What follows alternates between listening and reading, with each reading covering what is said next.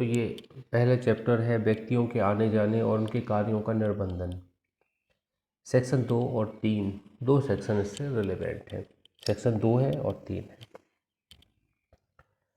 निर्बंधन आदेश 2 में बताया गया, 3 में निर्बंधन आदेश करने की शक्ति बताई गई। किसके पावर है शक्ति है? विशेष तौर पर डीएम के पास पावर होती है।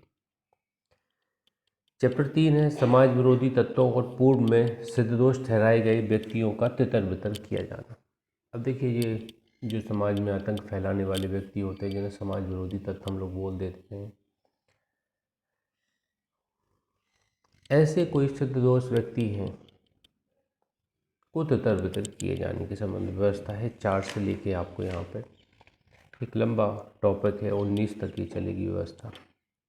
फिर इसके बाद समाज विरोधी क्रियाकलापों का नियंत्रण है। चैप्टर 4 में 20 और 21 दो धाराएं हैं इसके अंदर। चैप्टर 5 लोक क्षेम और व्यवस्था है, पब्लिक सेफ्टी एंड ऑर्डर है, 22 से 24 तक। चैप्टर 6 कतिपय स्थानों में तथा क्षेत्रों तक पहुँच है, 25 से लेके आप ये लास्ट टॉपिक है 28 तक पढ़े। अनुपूरक है, इम्पोर्टेंट नहीं है। तो वैसे यहाँ से कुछ इतना खास नहीं लग रहा है कि कोई चैप्टर वाइज क्वेश्चन पूछा जाएगा। कैसे ऐसा कोई चैप्टर नहीं है जो स्पेसिफाई इंडिकेट करे। फिर भी दूसरा तीसरा एक दो चैप्टर के नाम है, ज़रूर याद रखिएगा। सेकंड एंड थर्ड चैप्टर का नाम व्यक्तियों के आने जाने उनके कार्यों का निर्बंधन कौन सा चैप्टर बताता, कैसे निर्बंधन ही इसका मेन मोटो है इस चैप्टर का।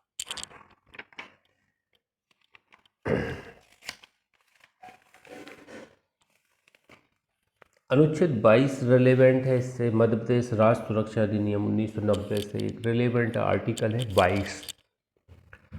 बंदियों के अधिकार जिसमें बताए गए हैं, बंदियों के अधिकार आर्टिकल 22 में बताए गए हैं, जो इस एक्ट से संबंधित है। राज्य सुरक्षा अधिनियम 1990 से संबंधित।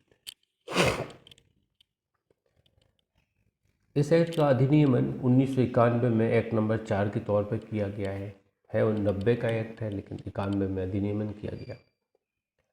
22 जनवरी 1991 को इसको सहमति मिलती है राष्ट्रपति महोदय की। मतलब हम बोलेंगे तो गवर्नर बोलेंगे तो बेहतर रहेगा। कैसे मध्य प्रदेश का लोकल एक्ट है, ये राज्य स्तरीय लोक है एक्ट है, तो राज्य सरकार राज्यपाल की सहमति मिलती है 22 जनवरी 1991 को। राज्य की सुरक्षा और लोक व्यवस्था बनाए रखने तथा उनसे संसद कतिपय अन्य विषयों के लिए उपबंध करने हेतु अधिनियम। तो किस दो काम के लिए अधिनियम बनाया गया, तो दोनों को गोला कर लीजिए, राज्य की सुरक्षा और लोक व्यवस्था। ये दो वर्णों को गोला कर लीजिए, राज्य की सुरक्षा लोक व्यवस्था बनाए रखने और उनसे संबंधित विषयों का उपबंध करने के लिए। तो इन दो सब्जेक्टों को कंट्रोल करता है, ये रेगुलेट करता है ये एक्ट। विस्तार संपूर्ण मध्य प्रदेश पर है, ये ध्यान दीजिएगा, इसका विस्तार संपूर्ण मध्य प्रदेश पर है।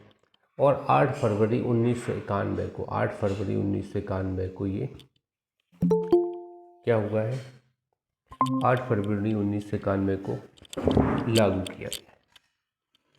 इसकी डेट इस पर लिख लीजिए, यहाँ कहीं लिखा नहीं है कब लागू हुआ है, हालांकि यहाँ लिखा है प्रथम बार प्रकाशित किया गया, तो इसी डेट को लागू होने की डेट मान ली गई। 8 फरवरी 1991 से लागू है। सेक्शन 2 परिभाषा के संबंध में बताती है कि इस अध्याय में निर्बंधन आदेश से विपरीत है धारा 3 के अधीन किया गया आदेश। ये इंडिकेशन वाली परिभाषा इंडिकेट कर देगी कि धारा 3 में जो डिफाइन किया गया वो निर्बंधन आदेश है। अगर आपसे परिभाषा का पूछा जाए तो आप इसको लगाइएगा सेक्शन 2, और निर्बंधन आदेश करने की शक्ति पूछी जाए तो आप सेक्शन 3 लगाइएगा।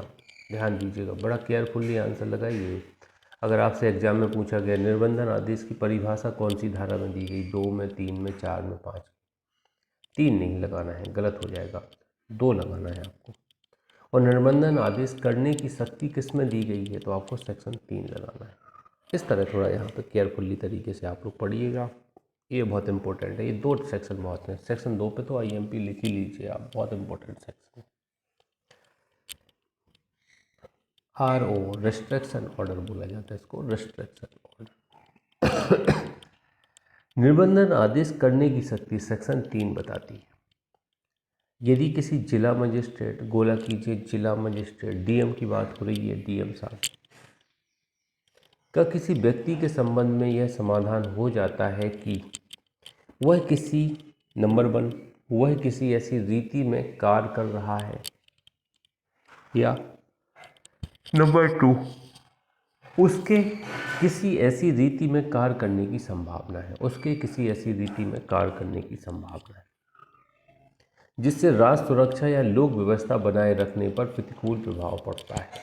राष्ट्र सुरक्षा या लोक व्यवस्था बनाए रखने पर प्रतिकूल प्रभाव पड़ता है, और यह कि उसे इस प्रकार कार्य करने से रोकने के लिए जनसाधारण के हित में यह आवश्यक है कि इस धारा के अधीन आदेश किया जाए। तो जिला मजिस्ट्रेट ऐसा आदेश कर सकेगा, जिसमें तो कुल मिला के यहाँ पे 2 चीज़ें देखिएगा, वही राज्य सुरक्षा और लोक व्यवस्था, 2 चीज़ों की बात कर रही है इसको मेंटेन करने के लिए। राज्य सुरक्षा और लोक व्यवस्था इसको मेंटेन करने के लिए निर्बंधन आदेश जारी कर सकता है जिला मजिस्ट्रेट, निर्बंधन आदेश जारी कर सकता है जिला मजिस्ट्रेट। डीएम का पावर है, ये ध्यान दीजिएगा, यहाँ से आपका क्वेश्चन गलत नहीं होना चाहिए। आपसे डायरेक्ट पूछा जाएगा निर्बंधन आदेश कौन जारी करता, तो आपको बताना है जिला मजिस्ट्रेट, डीएम। डीजे मत समझ लीजिएगा, जहाँ डीजे समझना है वहाँ डीजे समझ लीजिए, डीजे यहाँ नहीं समझना है अपन को, डीजे ध्यान दीजिएगा, डीजे नहीं समझना है, डीएम है ये, तो डीएम समझिएगा। आगे बढ़ रहे, निर्बंधन आदेश करने की शक्ति क्या है, जिसमें कौन कौन सी चीज़ें आएंगी देखिए। 1, उससे अपेक्षा की जा सकेगी कि वह ऐसी रीति में, ऐसे समयों पर तथा ऐसे प्राधिकारी या व्यक्ति को, जैसा कि उस आदेश में निर्दिष्ट किया जाए, अपने आने जाने की सूचना दे, अपने आने जाने की सूचना दे, या उसके समक्ष उपस्थित हो, या अपने आने जाने की सूचना भी दे और उपस्थित भी हो। तो डीएम साहब चाहते हैं कि आप अपने आने जाने की सूचना दीजिए, मुझे मेरे समक्ष उपस्थित होइए, दोनों काम करिए। आने जाने की सूचना दीजिए, आप कहाँ आ जा रहे हैं, कहीं बाहर तो नहीं जा रहे हैं, दूसरे स्टेट तो नहीं जा रहे हैं, दूसरे ज़िले में तो नहीं जा रहे हैं, पूरी सूचना चाहिए मुझे, और उपस्थित होइए मेरे कोर्ट। बी, ऐसे व्यक्ति से जो कि उस आदेश में उल्लिखित किए जाए संयुक्त रहने या उनसे संपर्क रखने के संबंध में उस पर ऐसे निर्बंधन अधिरोपित किए जा सकेंगे जो उस आदेश में निर्दिष्ट किए जाए। देखिए यहाँ पर रेस्ट्रिक्शन भी लगा सकते हैं, जो सहयुक्त हैं जिनसे वो जुड़े हुए उनके संपर्क के संबंध में निर्बंधन अधिरोपित किए जा सकेंगे, मतलब रोक लगाई जा सकेगी कि आपको बी नामक व्यक्ति से, सी नामक व्यक्ति से संपर्क नहीं रहना है, दूरी बना के रहना है, रोक लगा देंगे। जैसे अपन छोटे बच्चे को डांट देते ना, अब मान लीजिए मेरे सम्राट हैं, बिगड़ने लगे, कभी कभी झूठ बोलने लगते हैं, हम उनको डांटते रहें कि झूठ मत बोला करो। तो देखते हैं कुछ बच्चों के साथ खेलते हैं, उन बच्चों के साथ अपन नहीं खेलने देते और कोशिश करते हैं ना खेलें, वो यही काम ही कर रहे हैं। तो ये लग रहा है अपराधी प्रवृत्ति का व्यक्ति, लोक व्यवस्था और लोक राज्य की सुरक्षा के लिए खतरनाक हो रहा है, तो उन लोगों के साथ संपर्क न करें जिनके साथ ऐसा है तो हो सकता है। तो ये रोक लगाएंगे यहाँ संयुक्तों से। किसी भी ऐसी वस्तुओं का जो उस आदेश से निर्दिष्ट की जाए उसके द्वारा कब्जे में रखा जाना, उपयोग में लाया जाना प्रतिशत निर्बंधित किया जा सकता है। कोई भी वस्तु है, मान लीजिए हमें लग रहा है कि इसके पास क्या है, RDX रखा हुआ है, बारूद रखा हुआ है, बंदूक आग्नेयास्त्र रखे हुए हैं, तलवार चाकुएं रखी हुई हैं जिनका वो उपयोग अपराध के लिए कर सकता है, प्रतिशत निर्बंधित किया जा सकेगा। तो ये 3 काम कर रहे हैं, व्यक्ति से कह रहे कि भैया आना जाना कहीं नहीं है, हमारे सामने उपस्थित होना है। दूसरा ये काम कह रहे हैं जिनके साथ आप मित्रयारी है, आप उनके साथ नहीं उठना बैठना है। और तीसरा कह रहे हैं जो कुछ आपके कब्जे में इलीगल चीज़ें हैं वो सब आप क्या करना है, उपयोग में लाया जाना प्रतिशत, उनको रोक लगा दी जाएगी कि आपका बंदूक है, इनका लाइसेंस जब्त कर लो। कोई ऐसे अन्य सामान है जिससे किसी को क्षति पहुंचा सकते वो जब्त कर लिया जाए या रोक लगा दी जाए कि आप लेके नहीं चलें। उपधारा 1 के अधीन किया गया निर्बंधन आदेश ऐसी कालावधि के लिए प्रवर्तन में रहेगा जो उसमें निर्दिष्ट की जाए और जो किसी भी दशा में उस आदेश की तारीख से 1 वर्ष की कालावधि से अधिक नहीं होगी। अब देखिए यहाँ पे लिख लीजिए, आप एक चीज़ अंडरलाइन कर लीजिए, 1 वर्ष की कालावधि से अधिक नहीं होगी। निर्बंधन आदेश कितने समय तक के लिए हो सकता है? 1 वर्ष तक के लिए हो सकता है। तो उस आदेश की तारीख से 1 वर्ष की कालावधि से अधिक नहीं होगी, ये आप ध्यान दीजिएगा। यहाँ पे अध्याय 3 पे आ जाते हैं। व्यक्तियों के दलों या समूहों का तितर बितर किया जाना।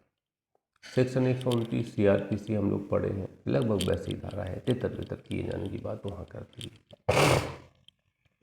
जब कभी जिला मजिस्ट्रेट को, गोला कीजिए, जिला मजिस्ट्रेट DM को यह प्रतीत हो कि जिले में व्यक्तियों के किसी दल या समूह के आने जाने या पड़ाव से खतरा या संतरास कारित हो सकता है। समूह की बात कर रहे हैं,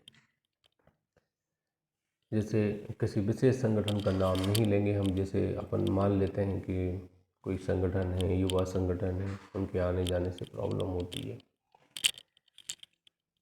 तो आने जाने या पड़ाव, खतरा या संतरास कारित करने के लिए प्रकल्पित है।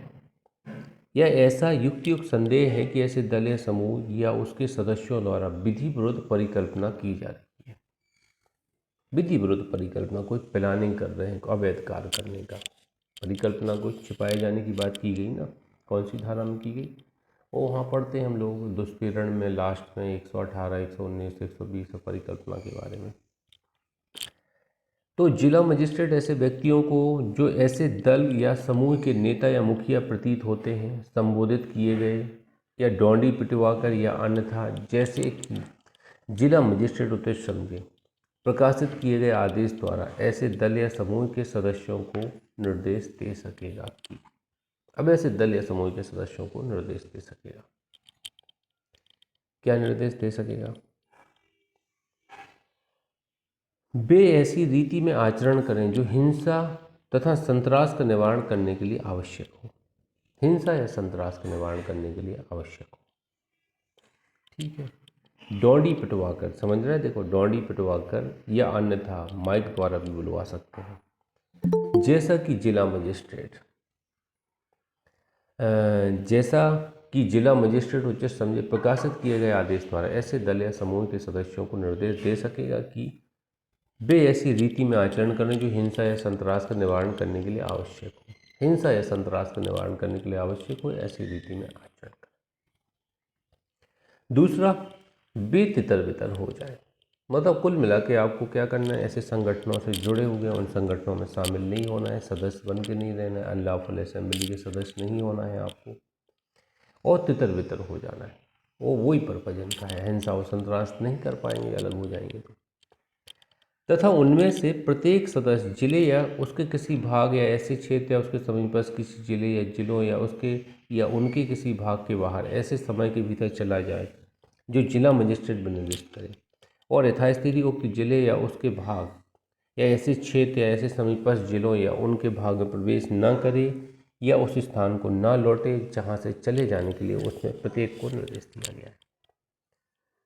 अब तितर बितर कर देते और क्या कर देते, जिला बदल टाइप का कर देते, जिला बदल, कि भैया आप अपने ज़िले में, होम ज़िले में नहीं आना है, आप इंदौर के हैं तो इंदौर में आप नहीं रहेंगे 1 साल, 2 साल, 3 साल। तो पहले तो हेयर से दूसरे पक्षकार को सुना जाता है, आप जानते हैं नेचुरल जस्टिस का प्रयोग करेंगे, एक शो का नोटिस देंगे कि आप अपना जवाब दीजिए, आपकी बात सुनी जाएगी, उसके बाद उन्हें लग रहा है कि इनके पास कोई लॉजिक नहीं है पर आप जिला बदल कर देंगे, अगले 3 साल तक नहीं आना है, 1 साल तक नहीं आना है, जैसा वो चाहे DM साहब, उनके पास स्ट्रिक्ट ऑर्डर रहते हैं तो करना पड़ता है।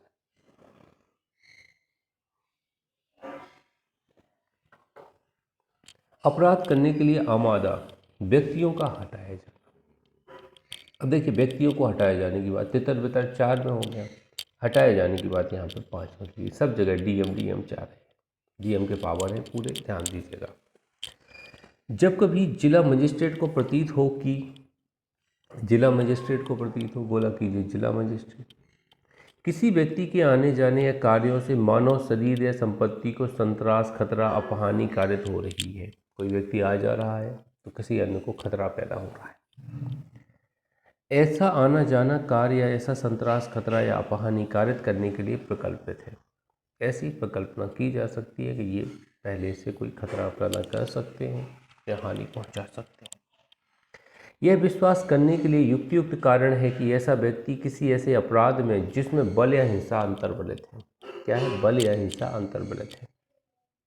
या आईपीसी की अध्याय 12, 16, 17 सिक्के, शरीर और संपत्ति तथा धारा 506, 509 मतलब 506 आपराधिक अभित्रास, 509 एकांता भंग के अधीन दंडनीय किसी अपराध के करने में या ऐसे किसी अपराध के दुष्प्रेरण में संलग्न है या संलग्न होने की आमादा है। आमादा मतलब संभावना है, ऐसी कोई है।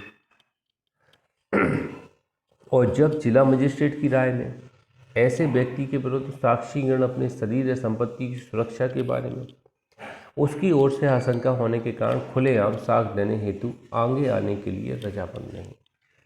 अब इस तरह की जानकारी चली है, जो विटनेस है वो भी नहीं आना चाहते, ये सब व्यक्ति है यहाँ पर। इसलिए या सक्लॉज 2, किसी अप्रवासी के लगातार निवास से किसी महामारी का प्रादुर्भाव होना संभव है। यहाँ पे लिख लीजिए कोरोना केस, महामारी को अंडरलाइन कीजिए, गोला उसके पास लिख लीजिए कोरोना केस। किसी अप्रवासी के लगातार निवास से किसी महामारी का प्रादुर्भाव होना संभव है तो जिला मजिस्ट्रेट उस पर समय रूप पर तामील किए गए लिखित आदेश द्वारा डांडी पिटवाकर या अन्यथा जैसा जिला मजिस्ट्रेट उसे समझे ऐसे व्यक्ति या अप्रवासी को निर्देश दे सकेगा। अब देखिए, या तो ये संभावना है कि कोई अपराध करेंगे, साक्षियों को डिस्टर्ब करेंगे, या ये लगे संभावना है कि बहुत बड़ी महामारी है, मान लीजिए कोरोना हो गया किसी को। अब जो डॉडी पिटवा के डीएम साहब क्या बुलवाते हैं कि भैया जिसको कोरोना हो गया है, अगर होम क्वारंटाइन चल रहा है तो किट ले लें और अपने आप को क्वारंटाइन करें, सबसे पृथक करें, या हमारे सुधार सेंटर है, जो रिफॉर्मेटरी सेंटर बने हुए हैं, वहाँ आके आप ट्रीटमेंट लें। आम लोगों के साथ नहीं रह सकते, आपको यहाँ से हटना पड़ेगा। पहले तो सुना ही नहीं गया, पहले लॉकडाउन में तो उठा ले गए घर से पकड़ के। आपदा प्रबंधन अधिनियम की कमेटियाँ बनी हैं, यहाँ रासुका भी लग जाता है। आप आदेश नहीं मानेंगे डीएम का तो यहाँ रासुका के संदर्भ कार्रवाई करो। जब इतना स्ट्रिक्ट है, पता चला पहले लॉकडाउन में तो कुछ समझ में नहीं आ रहा था हो क्या रहा है। आदमी जा रहे थे, एम्बुलेंस में आ रहे थे पैक होके पैकेट में, और वो भी कहीं फेंकवा दिए जाते थे, जलवा दिए जाते, डेड बॉडी तक नहीं दी जाती थी, इतनी स्थिति गड़बड़ थी। लेकिन उनको क्या पता, चाइना वालों को, इंडियन लोग बहुत दमदार लोग हैं। इंडियन लोग अच्छे से बड़े तूफान झेल जाते हैं। आज अमेरिका पूरी तरह से सुधार में नहीं है, लेकिन इंडिया लोग फिर भी देखो कितना इम्यून सिस्टम मजबूत है हम लोगों का, धूल में खेल के बड़े हुए हैं, कुछ फर्क ही नहीं है। लेकिन बहुत बड़ी आपदा है। जब तक संयुक्त राष्ट्र का स्थायी सदस्य इंडिया को ना बनाया जाएगा और इनके कोरम को पूरे 100% कोरम को पारित करने का निर्णय नहीं हटाया जाएगा, ये कर दिया जाएगा कि 50% से ज़्यादा बहुमत हो जाता है तो डिसीजन दो। अब इसमें एक चीज़ है ना, कोई भी अगर संयुक्त राष्ट्र सुरक्षा परिषद निर्णय लेती है तो 5 स्थायी सदस्यों की सहमति लेना आवश्यक है, तो होता है। तो चीन तो ऑलरेडी उसमें है, तो वो अपने विरोध में क्या को सहमति देगा, कोई एक्शन ले ही नहीं पाएंगे। तो एक संयुक्त राष्ट्र संघ जैसा संगठन बनाया है तो स्थायी सदस्यों की संख्या 5 से बढ़ाकर इन्हें 10-12 कर देना चाहिए, और राष्ट्र जो प्रभावशाली राष्ट्र हैं उनको जोड़ देना चाहिए, और बहुमत टोटल ना करके 51% का बहुमत कर देना चाहिए। जो ज़्यादा बहुमत होगा पैसे में निर्णय लीजिए, एक्शन लीजिए। चीन पर कार्रवाई किया जाना बहुत ज़रूरी है। ये बहुत बड़ी मानवता का बहुत बड़ा हिरास है, अंतर्राष्ट्रीय हिरास है। मैं आपको बता दूँ, इतनी बड़ी लापरवाही एक आम इंसान को परेशानी में डाल दिया है, पूरे दुनिया के लोगों को। तो भाई यहाँ पे अपन को पता चला कि महामारी है या आपदा किसी अपराध से संबंधित है, किसी अपराध से जुड़ा हुआ है, ऐसा आपको लग रहा है, जो 12, 16, 17, 506 और 509 आईपीसी के अंतर्गत आने वाला है। तो ऐसे व्यक्ति या अप्रवासी को निर्देश दे सकेगा कि क्या निर्देश देगा, देखिए। वह ऐसी रीति में आचरण करे जो हिंसा या संतरास, ऐसी रीति में आचरण करे जो हिंसा या संतरास या ऐसे रोग के प्रादुर्भाव या प्रसार का निवारण करने के लिए आवश्यक प्रतीत हो। अब देखिए, हिंसा नहीं करना है, संतरास नहीं फैलाना है, रोग को नहीं फैलाना है, ऐसा कुछ निवारण करने की आवश्यकता प्रतीत होने वाला कार्य करें। तो ऐसी रीति में आचरण करें तो क्या कर सकते हैं? अपन होम क्वारंटाइन कर दें, अपन को अलग कमरे में रख दें, उसको ले जाएं, पीड़ित व्यक्ति को आइसोलेशन वार्ड में रखा जाए। अपराधी है, जिला बदल कर दिया जाए, हटा दिया जाए उस जगह से, या उसके घर में निरुद्ध कर दिया जाए, जेल में निरुद्ध कर दिया जाए, कुछ भी जो उन्हें अच्छा लग रहा है वो कर सकते हैं।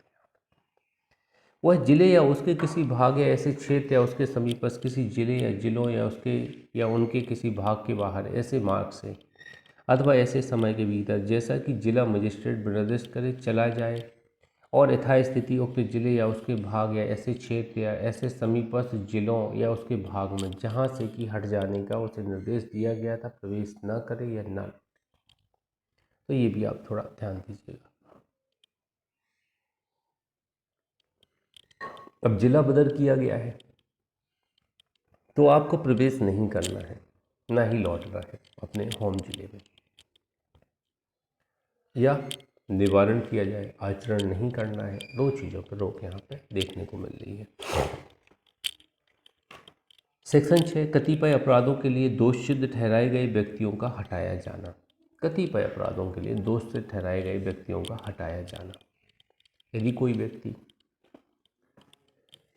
आईपीसी के चैप्टर 12, 16, 17 सेक्शन 506, 509 के अधीन किसी अपराध का, मतलब शरीर संपत्ति या सिक्कों से संबंधित अपराध है और धमकी देने वाले अपराध है, एकांतता के उल्लंघन वाले अपराध है, 509 प्राइवेसी के विरुद्ध अपराध है। किसी अपराध का सिविल अधिकार संरक्षण अधिनियम 1955 के अधीन किसी अपराध का, देखिए ये अस्पृश्यता निवारण के विरोध में एक्ट बनाया गया सिविल अधिकार संरक्षण अधिनियम। यहाँ पे कोई छुआछूत की दुर्भावना फैलाता है, इस तरह की व्यवस्थाएं अव्यवस्थित होती हैं, उस अपराध का। स्त्री या लड़की अनैतिक व्यापार दमन अधिनियम 1956 के अधीन किसी अपराध का 2 बार, देखिए यहाँ पे अनैतिक व्यापार मतलब वेश्यावृत्ति के अपराध यहाँ पे जुड़े हुए हैं, एक बार की जगह 2 बार अपराध कर चुका है, इस तरह के वेश्यावृत्ति के अपराधों में संलग्न रहा है।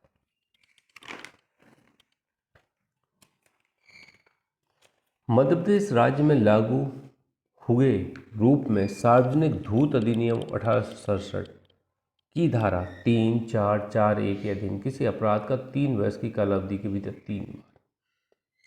अब देखिए धूत अधिनियम बहुत ज़्यादा लगता है। धूत मतलब क्या है? जुआ वाला अधिनियम है ये। इसकी धारा 3, 4, 4, 1 के अधीन किसी अपराध का 3 वर्ष की कालावधि के भीतर 3 बार अपराध करते हुए क्या है, सिद्ध दोष ठहराया जा चुका है।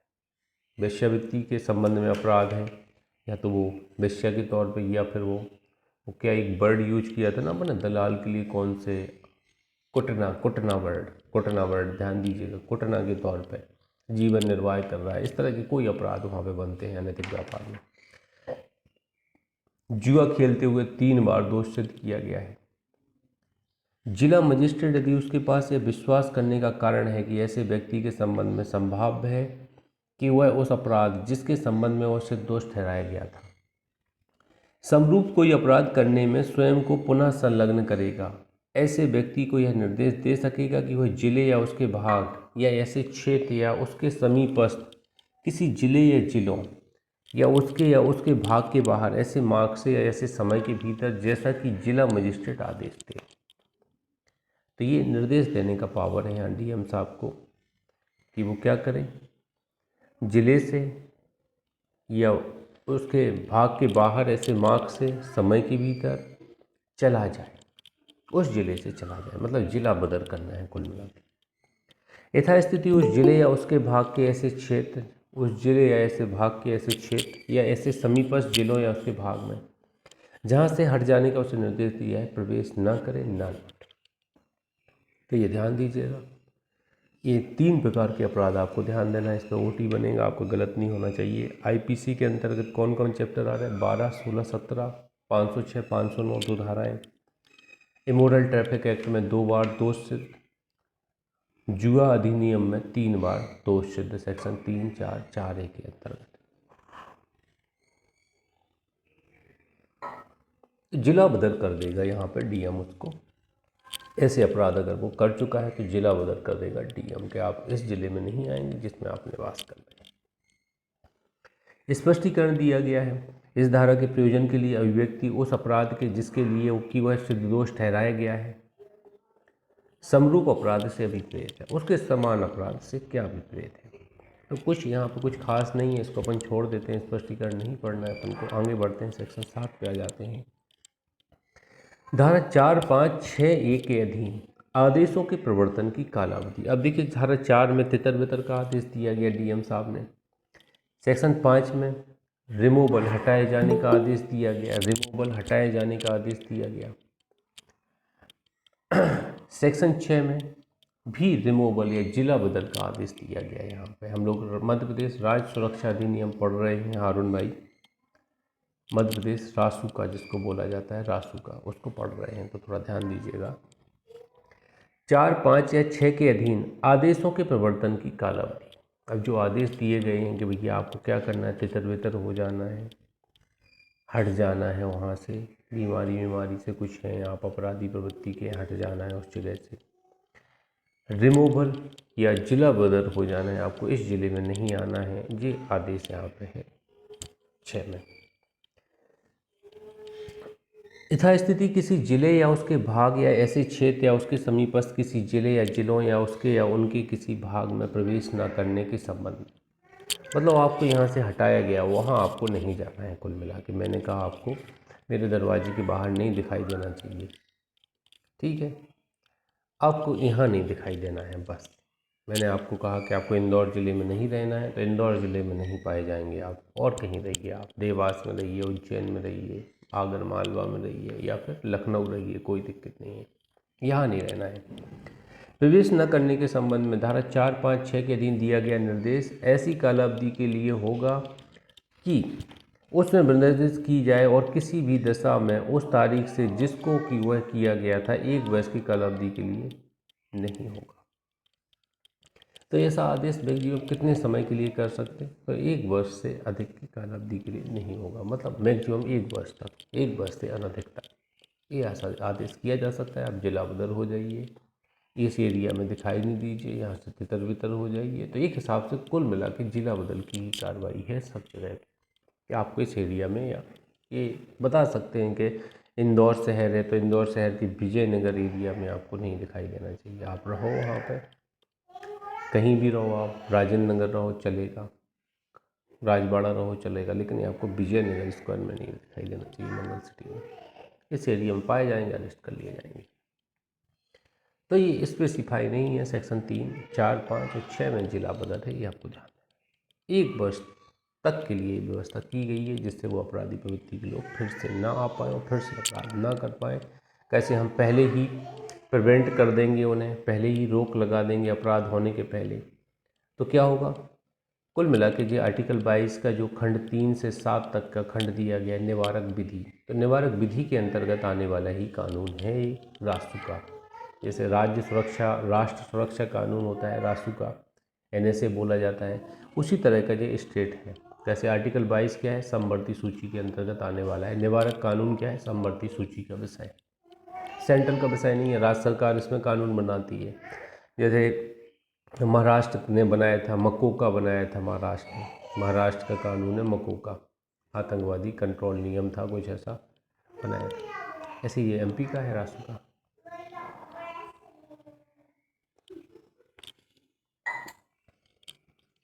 सेक्शन 8 क्या जाता है, धारा 3, 4, 5 या 6 के अधीन आदेश पारित किए जाने के पूर्व सुनवाई की जाएगी।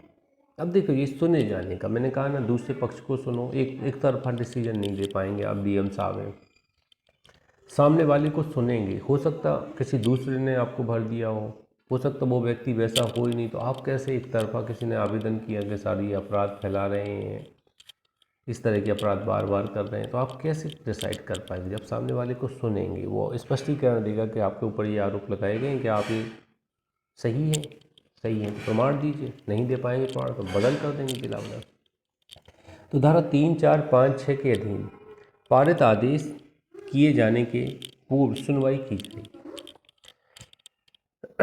किसी व्यक्ति के विरुद्ध धारा 3, 4, 5, 6 के अधीन कोई आदेश पारित किए जाने के पूर्व जिला मजिस्ट्रेट उस व्यक्ति को उसके विरुद्ध तात्विक अभिकथनों के सामान्य स्वरूप की लिखित जानकारी देगा और उसे उनके बारे में स्पष्टीकरण देने का उपयुक्त अवसर देगा। अब अनुज को पता है, अनुज और मैं इस केस में एक बार गए थे रासुका के मामले में, एक हम लोगों ने WS प्रस्तुत किया था DM साहब शैलेंद्र सिंह जो DM साहब है हमारे यहाँ पे, उनके समक्ष, और इसमें थोड़ी आर्गूमेंट रखी थी हम लोगों ने।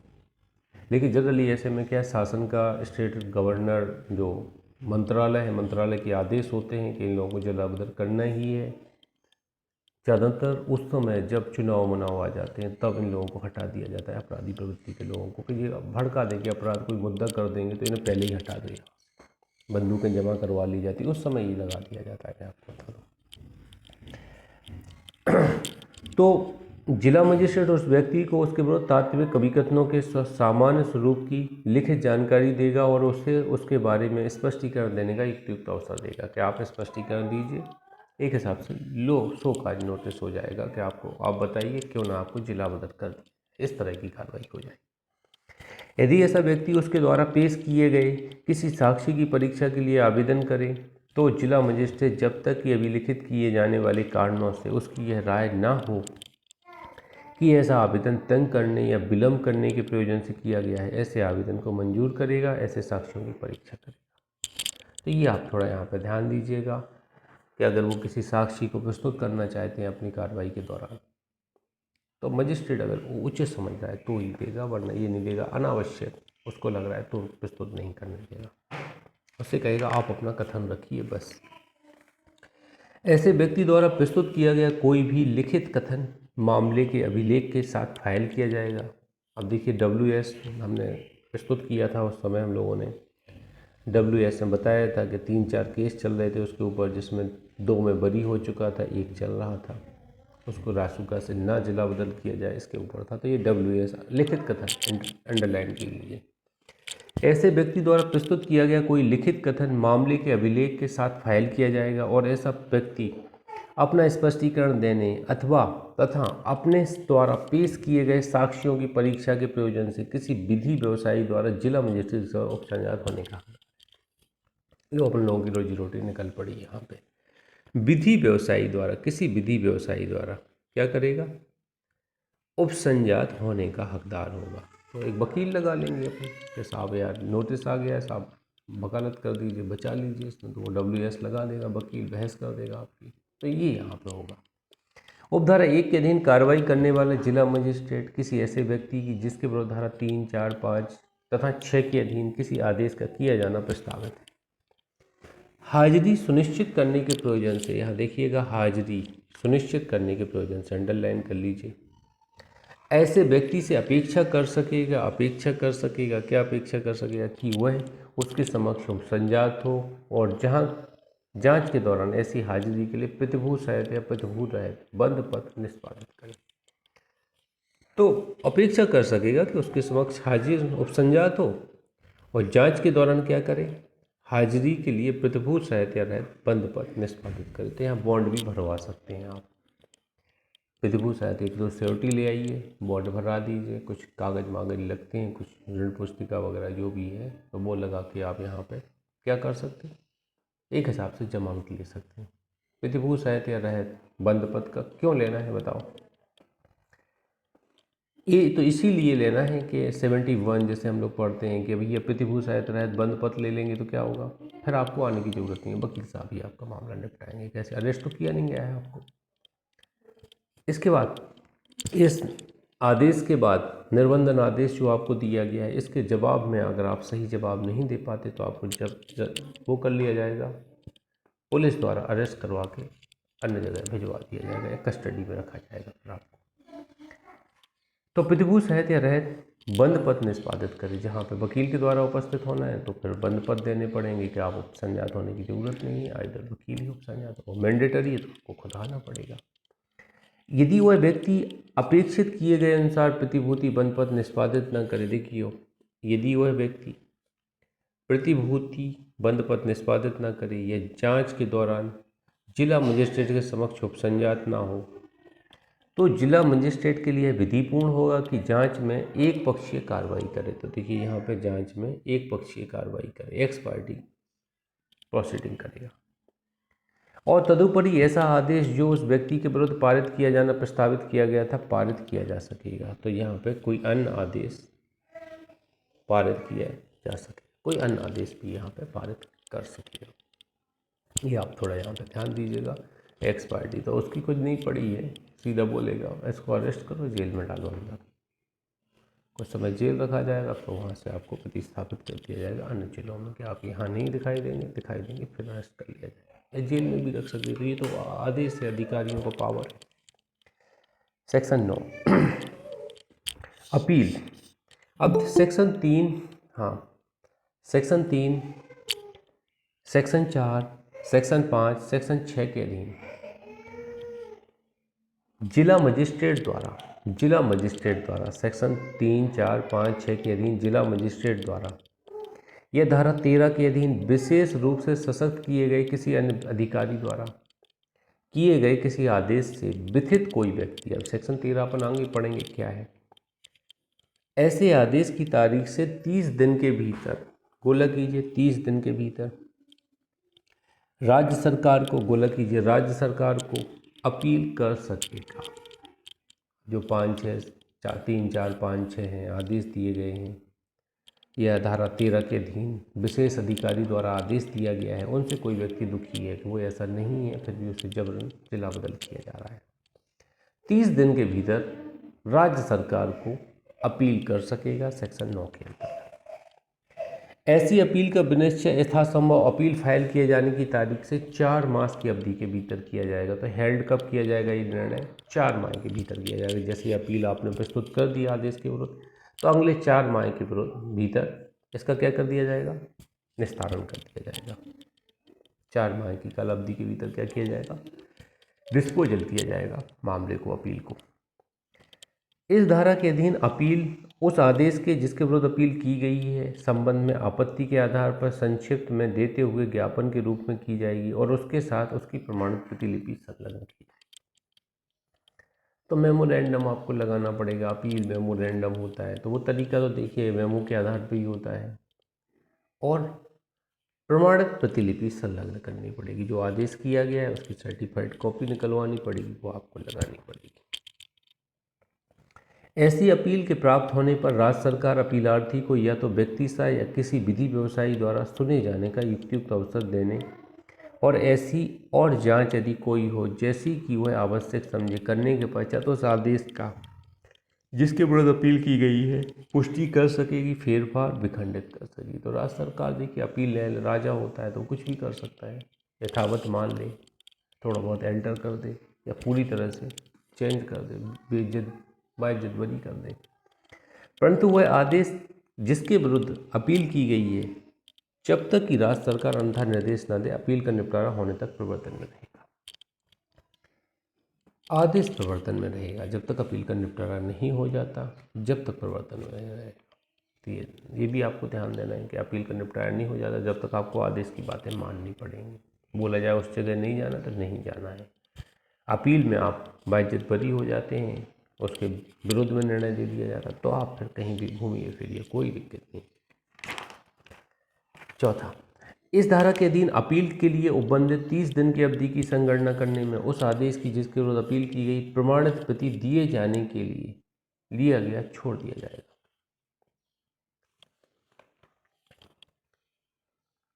तो यहाँ पे ध्यान दीजिएगा, जैसे मान लीजिए 30 तारीख को आदेश निकला है और 5 तारीख को हमें प्रमाणित प्रति मिली है, तो 30 से 5 तक का टाइम रिड्यूस कर दिया जाएगा 30 दिन में से। इतना टाइम अब वर्जित करने की बात यहाँ पे की गई। जिस दिन आप प्रमाणित प्रतिलिपि पाते हैं तभी तो अपील कर पाएंगे, तो प्रमाणित प्रतिलिपि से ही समय काउंट किया जाएगा 30 दिन का। इनका कहने का तात्पर्य इम्पोर्टेंट नहीं है ये। आगे देखिए, छोटा एक्ट है, 35 धारा है, इसको अपन को कंटिन्यू पढ़ना है 1-1.5 घंटे। कतिपय मामलों में पारित आदेश की अंतिमता। अब देखिए 3, 4, 5, 6 के अधीन पारित किया गया कोई आदेश किसी न्यायालय में निम्नलिखित आधारों पर ही प्रश्नित किया जाएगा, अन्यथा नहीं। तो अपील वगैरह होगी या कोई इस पर आपत्ति की जाएगी, वो क्या आधार होंगे। एक ही जिला मजिस्ट्रेट ने धारा 8 की उपधारा 1 के में दी गई प्रक्रिया का अनुसरण नहीं किया, मतलब सुना नहीं है उन्होंने हमें। हमने अपना जवाब दावा प्रस्तुत करने की कोशिश की लेकिन उन्होंने सुना ही नहीं हमें। यह कि जिला मजिस्ट्रेट के समक्ष ऐसी कोई सामग्री नहीं थी जिस पर वह आदेश आधारित कर सकता था। यह कि जिला मजिस्ट्रेट की यह राय नहीं थी कि साक्षीगण उस व्यक्ति के विरुद्ध जिसके संबंध में धारा 5 के अधीन आदेश पारित किया गया खुलेआम साक्ष्य देने हेतु आगे आने में रजामंद नहीं थे। मतलब उस व्यक्ति से भय खा रहे थे, वो साक्ष्य नहीं दे सकते थे उसके विरोध में, ऐसी स्थिति थी।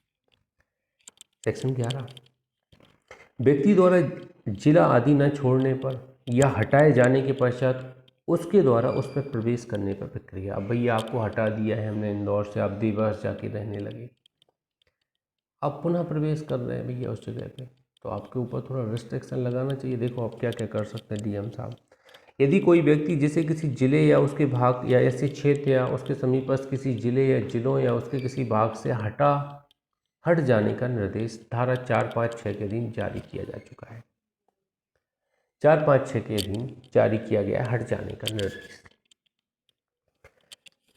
निर्देशित किए गए अनुसार नहीं हट जाता है, जो निर्देश किया गया है उसके अनुसार नहीं हट जाता है, या इस प्रकार हट जाने पर धारा 12 में यथा उपबंधित लिखित अनुज्ञा के बिना यथास्थिति जिले या उसके भाग या उसके समीपस्थ किसी जिले या जिलों या उसके या उनके भाग में आदेश में निर्दिष्ट कालावधि के भीतर प्रवेश करता है।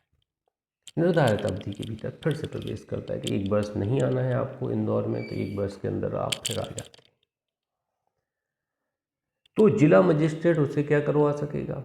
अब आपको गुस्सा आ जाएगी, आप अधिकारी अरेस्ट कर लो, इसको गिरफ्तार करवा सकेगा। पुलिस अभिरक्षा में उससे ऐसे क्षेत्र के बाहर ऐसे स्थान को जिसे जिला मजिस्ट्रेट प्रत्येक मामले में निर्दिष्ट करे हटवा सके। अरेस्ट करवा लेंगे, कस्टडी में रखेंगे और फिर उसकी सिक्योरिटी लेंगे, अपन प्रोसीडिंग पूरी होगी, सिक्योरिटी लेंगे और फिर जाके उसको बोलेंगे, फिर उसको छोड़ देंगे। 1-2 दिन रखे रहेंगे, फिर से गारंटी ली जाएगी, 10,000 या 2 गारंटर लगवाए जाएंगे, फिर कहा जाएगा आपके बाद आओगे ना तो गारंटी जब्त हो जाएगी और फिर से अरेस्ट करके जेल में डाल दिया। इन्हें क्यों खाना खिलाएं हम फालतू में रखे जेल में, आप खुद ही सोचो।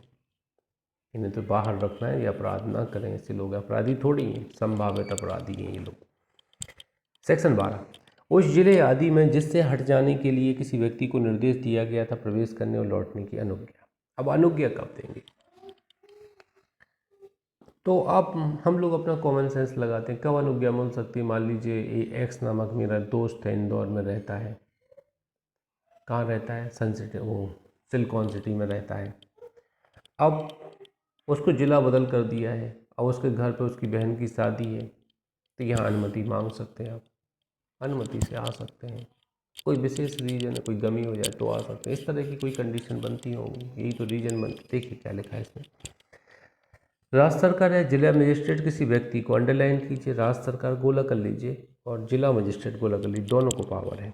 किसी व्यक्ति को जिसके संबंध में 4, 5, 6 के अधीन कोई आदेश दिया गया हो, उस जिले या उसके भाग या ऐसे क्षेत्र या किसी समीपस्थ जिले या जिलों या उसके भाग में जहाँ से कि हट जाने के लिए उसे निर्देश दिया गया था, ये हटो यहाँ से, इंदौर से जाओ, ऐसी अस्थायी कालावधि के लिए, मतलब टेम्पररी कालावधि के लिए, या ऐसी शर्तों के अधीन रहते हुए प्रवेश करने लौटने के लिए लिखित अनुज्ञा दे सकेगा, जैसी कि ऐसी अनुज्ञा में निर्दिष्ट की। तो स्टेट गवर्नमेंट को पावर है और जिला मजिस्ट्रेट को पावर है कि 1-2 दिन के लिए, 1 हफ्ते के लिए अनुज्ञा दे दी। कुछ शर्तें लगाएंगे आपके ऊपर कि भैया देखो आप आ तो जाओ, घर पे ही रहना, कहीं जाना नहीं है, आप ज़्यादा लोगों से मेल जोल नहीं करना है, इस तरह की बात कुछ लगा दी जाएंगी। पूर्व अनुज्ञा किसी भी समय यथास्थिति राज्य सरकार जिला मजिस्ट्रेट का प्रतिशत की जा सके, इसको किसी भी समय वापस भी ले सकें। उनको लग रहा है यहाँ के आपत्तिजनक कार्य कर रहे हैं तो इनको वापस लेके वापस भेज दिया जाएगा। उपधारा 1 के अधीन किसी व्यक्ति को यथास्थिति उस जिले या उसके भाग से या ऐसे क्षेत्र या किसी समीपस्थ जिले या जिलों या उसके भाग में जिससे हट जाने के लिए उसे निर्देश दिया गया था प्रवेश करने या लौटने की अनुज्ञा देते समय उक्त अनुज्ञा देने वाला प्राधिकारी उससे यह अपेक्षा कर सकेगा कि वह उस पर अधिरोपित की गई शर्तों के समय के अनुपालन में प्रतिभू सहित या रहित बंद पत्र निष्पादित करे। तो आपको जब अनुज्ञा देंगे तो पहले बोलेंगे प्रतिभू लेके आओ, कोई गारंटर लेके आओ कि वो आपकी गारंटी ले रहा है कि आप आओगे यहाँ, कोई गड़बड़ नहीं करोगे। तो बॉन्ड भरवाएंगे प्रतिभू रहित या सहित, बिना प्रतिभू के, प्रतिभू के बिना सहित। कोई व्यक्ति जो उपधारा 1 के अधीन मंजूर की गई अनुज्ञा के अनुसार में यथास्थिति उस जिले या उसके भाग या ऐसे क्षेत्र या समीपस्थ जिले या उसके भाग में जहाँ से हट जाने के लिए निर्देश दिया गया है प्रवेश करता है, लौटता है, उक्त अनुज्ञा में अधिरोपित की गई शर्तों का अनुपालन करेगा। आप घर वापसी आएंगे तो जो शर्तें लिखी हुई हैं वो माननी पड़ेगी आपको।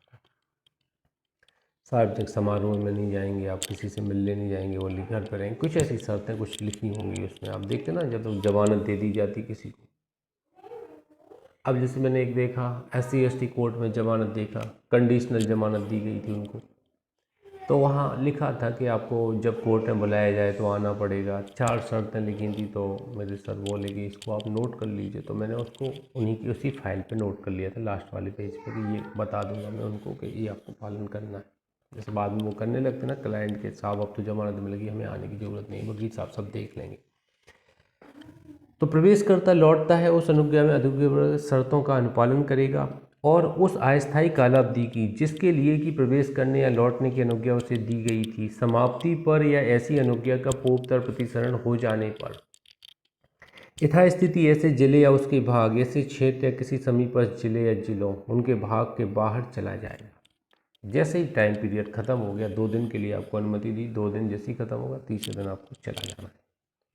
और धारा 4, 5, 6 के अधीन दिए गए मूल आदेश में विनिर्दिष्ट कालावधि की अपर्यवसित अवशिष्ट अवधि में नमून अनुज्ञा के बिना उसमें प्रवेश नहीं करेगा, वहाँ नहीं लौटेगा। अब देखिए यहाँ पे ये बताया गया कि अवशिष्ट अवधि में नवीन अनुज्ञा के बिना अगर और रुकना चाहते हैं आप तो नई अनुज्ञा लेनी पड़ेगी, तभी आप रुक पाएंगे। 2 दिन को अनुमति है, 2 दिन रुकेंगे, 1 दिन और रुकना चाहते तो अनुमति लेना पड़ेगी आपको। लेकिन चल जाता, थोड़ा इतना स्ट्रिक्टली मेरे ख्याल से नहीं होता होगा। आदेश वादेश व्यवस्थित होते हैं यहाँ, तो थोड़ा बहुत चल जाता होगा। शो कर देते 2 दिन पहले ही चला गया और 5 दिन रुक के जाता है।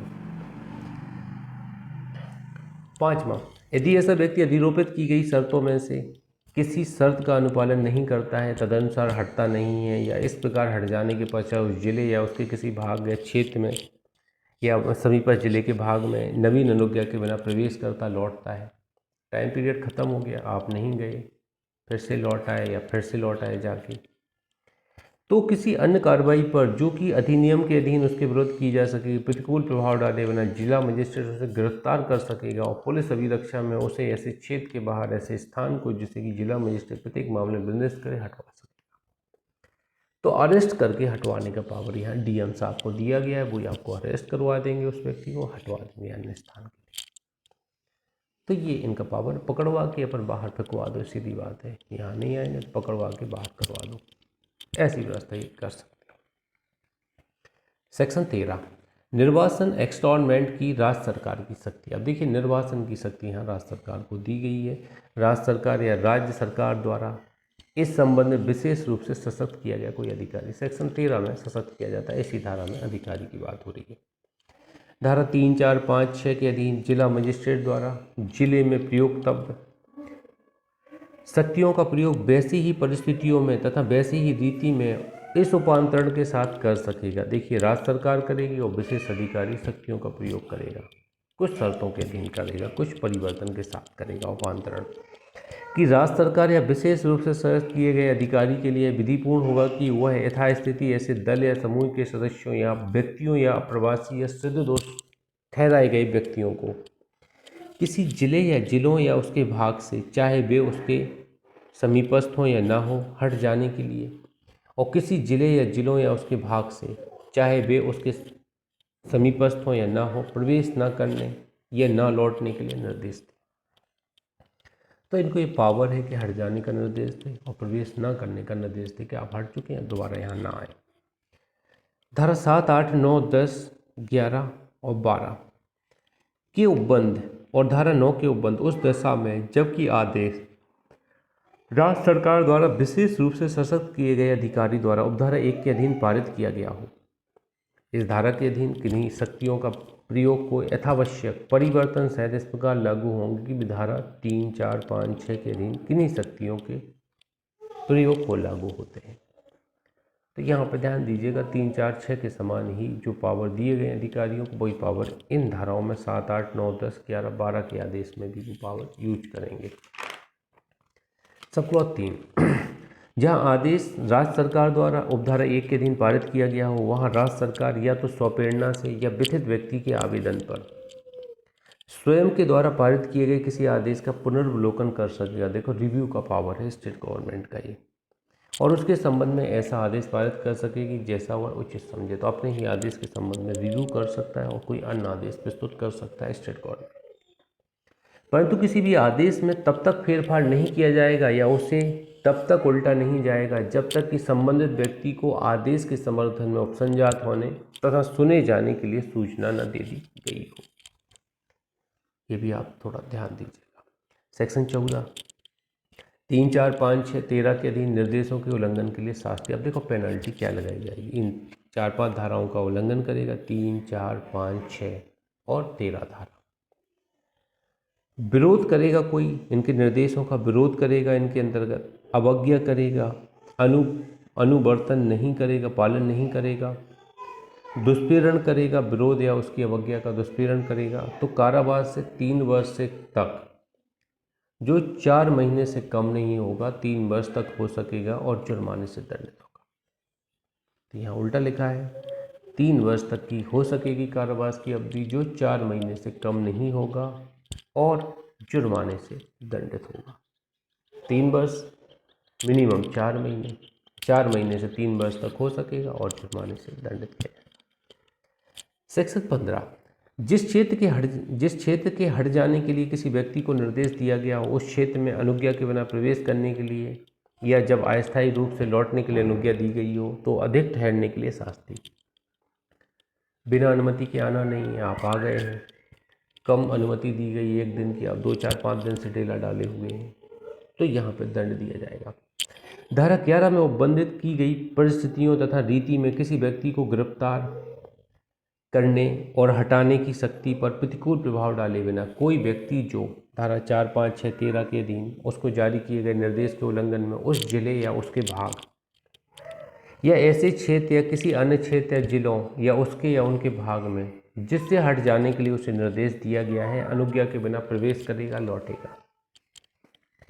धारा 12 के अधीन मंजूर की गई अनुज्ञा से किसी ऐसे पूर्वोक्त क्षेत्र या जिले या उसके भाग में प्रवेश करेगा, लौटेगा, किंतु उसके उपबंधों के प्रतिकूल उस अस्थायी कालावधि की जिसके लिए उसे प्रवेश करने या लौटने की अनुज्ञा दी गई थी समाप्ति पर या ऐसी अनुज्ञा का पूर्वोत्तर प्रतिसरण हो जाने पर ऐसे क्षेत्र से बाहर नहीं हटेगा या ऐसी अस्थायी कालावधि की समाप्ति पर या अनुज्ञा प्रतिसरण हो जाने पर हट जाने के पश्चात नवीन अनुज्ञा के बिना तत्पश्चात प्रवेश करेगा या लौटेगा।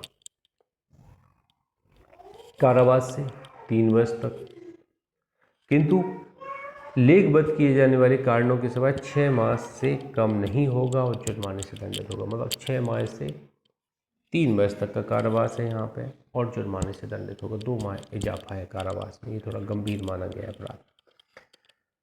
16, धारा 3 के अधीन पारित किए गए आदेश या धारा 4, 5, 6 और 13 के अधीन जारी किए गए निर्देशों के उल्लंघन के लिए अभियोजन की अवधारणा। अभियोजन चलाया जाएगा इनके उल्लंघन करने पर, 4, 5, 6 और 13 के उल्लंघन करने पर। तत्समय प्रवृत्त किसी विधि में अंतर्विष्ट किसी बात के होते हुए भी धारा 3 के अधीन पारित किए गए आदेश, धारा 4, 5, 6 और 13 के अधीन जारी किए गए निर्देश के उल्लंघन संबंधी किसी अपराध के अभियोजन में आदेश की अधिप्रमाणित प्रति पेश किए जाने पर जब तक कि प्रतिकूल साबित न कर दिया जाए तथा जिसे साबित करने का भार अभियुक्त पर होगा, यह अवधारणा की जाएगी। आदेश यथास्थिति जिला मजिस्ट्रेट, धारा 18 के अधीन राज्य सरकार द्वारा सशक्त उपखंड मजिस्ट्रेट, राज्य सरकार या धारा 13 के अधीन राज्य सरकार द्वारा विशेष रूप से सशक्त किए अधिकारी द्वारा किया गया था। तो इन 4 अधिकारियों द्वारा आदेश किया गया था, ये माना जाएगा, अवधारणा की जाएगी। यथास्थिति जिला मजिस्ट्रेट धारा 18 के अधीन राज्य सरकार द्वारा सशक्त अपर जिला मजिस्ट्रेट, उपखंड जिला उप मजिस्ट्रेट, राज्य सरकार या धारा 13 के अधीन विशेष रूप से सशक्त किए गए अधिकारी का यह समाधान हो गया था कि वे आधार जिन पर या वह प्रयोजन जिनके लिए वह किया गया था विद्यमान था तथा उस आदेश का किया जाना आवश्यक था और आदेश अन्यथा विधिमान था और इस अधिनियम के उपबंधों के अनुरूप था। तो ये आप थोड़ा यहाँ पर ध्यान दे लीजिए। उपधारणा किए जाने की बात की गई कि अभियोजनों का उल्लंघन के लिए अभियोजनों की उपधारणा की जाएगी कि ना निर्देशों का उल्लंघन कोई करता है तो इनके ऊपर अभियोजन चलाए जाने की उपधारणा की जाएगी कि अपराध किया है, अपराधी है। सेक्शन 17, उस व्यक्ति द्वारा निष्पादित किए गए बंद पथ का संपूर्ण जिसे उस क्षेत्र में प्रवेश करने या लौटने की अनुज्ञा दी गई थी जिस क्षेत्र से हट जाने का उसे निर्देश दिया गया था। भगा दिया है इंदौर से, देवास रहने लगा है, जिला बदल कर दिया, फिर वो आके रहने लगा है इंदौर में। अभी वो विजयनगर से हटाया गया है, अब वो जाके कहाँ रहने लगा, मान लीजिए पाटलिपुत्रा में रहने लगा है। यदि धारा 12 की उपधारा 1 के अधीन अनुज्ञात कोई व्यक्ति उक्त उपधारा के अधीन या उक्त धारा की उपधारा 3 के अधीन उसके द्वारा निष्पादित किए गए बंद पथ में अधिरोपित की गई किसी शर्त का अनुपालन नहीं करता है, मतलब पालन नहीं करता शर्तों का, तो उसके बंद पथ का संपर्ण कर लिया जाएगा और उसके द्वारा आबद्ध कोई भी व्यक्ति तत्सम शक्ति का भुगतान करेगा, शास्ति का भुगतान करेगा। यह न्यायालय के समाधान योग्य कारण बताएगा कि ऐसी शास्ति का भुगतान क्यों नहीं किया जाना चाहिए। तो यहाँ पेनाल्टी लगा देंगे कि भैया आप लौटे क्यों हैं, आपको जब हटा दिया गया था वहीं रहना था, पेनाल्टी लगा देंगे। 18, जिला मजिस्ट्रेटों की शक्तियों तथा कर्तव्यों का प्रत्यायोजन। देखो डेलीगेशन की बात हो रही है यहाँ पे, ये ज़्यादा किया जाता है अब हर जगह। तो डीएम साहब काम नहीं कर पाएंगे, वो भी बिजी रहते हैं, उनका भी टाइम शेड्यूल रहता है। जब ये जिला मजिस्ट्रेट के तौर पर बैठते हैं अपने मुख्यालय में तो इनका टाइम रहता है 10 से 5 रहता, कोई निर्धारित टाइम नहीं रहता है। वैसे तो शाम को वाम को बैठते हैं, जो काम रहते हैं वो निपटाए जाते हैं उनके द्वारा। तो स्टेट गवर्नमेंट देखो क्या करने वाली है, इनके पावर को अपन एक काम करते हैं, एसडीएम को दे देते, एडीएम को दे देते, डीएम के सारे पावर। तो वो क्या करेंगे, डीएम के समान कार्य करेंगे। ये लोग ज़्यादा रहते हैं ज़िले में तो ये संभाल लेंगे व्यवस्थाएं, वरना डीएम साहब क्या क्या देखेंगे। तो वो बात यहाँ कही गई। 18 में प्रत्यायोजन। दंडविधि संहिता 1973 में किसी बात के होते हुए भी राज्य सरकार, गोला कीजिए राज्य सरकार, आदेश द्वारा अंडरलाइन कीजिए, यह निर्देश दे सकेगी कि इस अधिनियम के अधीन जिला मजिस्ट्रेट को प्रदत्त किसी शक्ति का उस पर अधिरोपित किए गए किसी कर्तव्य का प्रयोग पालन ऐसे अपर जिला मजिस्ट्रेट, गोला कर दीजिए यहाँ पर, अपर जिला मजिस्ट्रेट, उपखंड मजिस्ट्रेट मतलब एसटीओ द्वारा ऐसे क्षेत्र के लिए जो आदेश निर्देश किए जाए किया जाएगा। तो जो डीएम के पावर हैं वो एसडीएम और एडीएम द्वारा करने की बात यहाँ पर राज्य सरकार कर देगी, पावर डेलीगेट कर देगी कि आप जो पावर डीएम साहब करते वो पावर यूज आप कीजिए, आप जिला बदल कीजिए। जानकारी का स्रोत प्रकट नहीं किया जाएगा। देखो मुखबिर की जानकारी नहीं दी जाएगी, अपने एविडेंस में पड़ा है किसी धारा में, वही चीज़ यहाँ रोक लगाई गई 19 में कि इस अधिनियम की किसी भी बात के संबंध में यह नहीं समझा जाएगा, क्या नहीं समझा जाएगा, कि वह यथास्थिति राज्य सरकार या किसी ऐसे अधिकारी जिसे उसके द्वारा धारा 13 के अधीन विशेष रूप से सशक्त किया गया हो, या जिला मजिस्ट्रेट या धारा 18 के अधीन सशक्त किए गए अपर जिला मजिस्ट्रेट या उपखंड मजिस्ट्रेट से अपेक्षा करती है कि वह उस व्यक्ति को जिसके विरुद्ध इस अधिनियम की धारा 3, 4, 5, 6, 13 के अधीन आदेश किया गया है या किसी न्यायालय को अपनी जानकारी के स्रोत या कोई तथ्य प्रकट करे जिसकी संसूचना से यथास्थिति राज्य सरकार या ऐसा अधिकारी जिसे धारा 13 के अधीन सशक्त किया गया है या जिला मजिस्ट्रेट या धारा 18 के अधीन सशक्त किए गए अपर जिला मजिस्ट्रेट उपखंड मजिस्ट्रेट की राय में इत्तला देने वाले की पहचान या नाम प्रकट होता है। तो भैया यहाँ से आपको कहाँ से जानकारी चल रही है कि इस तरह की अपराध की घटनाएं ये करने वाला है व्यक्ति, इस तरह की जानकारी के बारे में आपको किसी को प्रकट करने की ज़रूरत नहीं है, ना डीएम साहब को, ना एसडीएम साहब को, ना किसी को। ये थोड़ा ध्यान दीजिएगा, पहचान प्रकट करने का रोक लगाती है कि जानकारी कहाँ से प्राप्त हुई है, जानकारी के स्रोत। अब ये तो देखिए मुखबिर को संरक्षण दिया गया है, वरना अपराधों की जानकारी हमें कहीं से नहीं मिलेगी। कौन बताएगा? जैसे हम आपको बता दें कि बी ने सी को मारा है और बाद में मेरा नाम आप डिस्क्लोज कर दें कि विक्रम ने बताया, तो बी तो मेरे पीछे ही पड़ जाएगा बंदूक लेके, तो मैं किस किस से लड़ूंगा। अब मैं मेरा नाम हाइड रखिए ना आप, कार्रवाई कीजिए, तो हम बता रहे हैं किसने अपराध किया है। तो मुखबिर को संरक्षण दिया गया। आगे बढ़ते हैं, सेक्शन 20-21 पे आ जाते हैं, चैप्टर 4 पे। संचारक पदार्थ आदि के विधि विरुद्ध कब्जे के लिए दंड। अब देखिए संचारक पदार्थ क्या होता है।